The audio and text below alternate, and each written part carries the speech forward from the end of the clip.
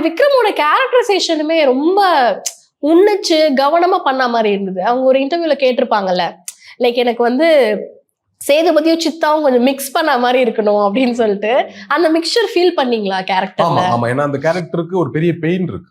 ஒரு பெரிய பெயின்ல தான் பண்ண சம்பவங்கள் எல்லாம் விட்டுட்டு வாழ்ந்துட்டு இருக்கக்கூடிய ஒரு கேரக்டர்.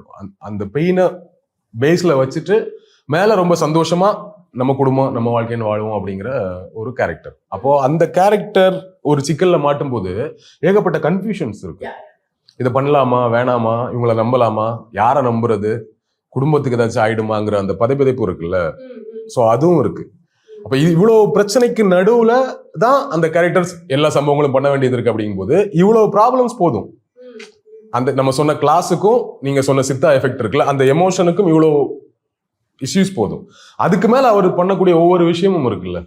ஸோ அது வந்து மாசா இருக்கு. அப்படிங்கிறதுனாலதான் அவர் சேதுபதியும் சித்தாவும் மிக்ஸ்டான மாதிரி இருக்கும் அப்படின்னு ஃபீல் பண்ணிருப்பான்னு நினைக்கிறேன். ஆப்வியஸ்லி ஒரு எனக்கு தெரிஞ்ச ரீசெண்ட் டைம்ஸ்ல இந்த ஸ்டைல் ஆஃப் மூவி தமிழ்ல இல்ல. தமிழ்ல பொதுவாகவே இந்த ஸ்டைல்ல மூவி வராது, ரொம்ப கம்மியா தான் வரும். உங்களுக்கு ஒண்ணு மாஸ் படம் வரும், பெரிய படம் வரும், இல்லைன்னா கண்டென்ட் ஓரியன்டான சின்ன படங்கள் வரும்.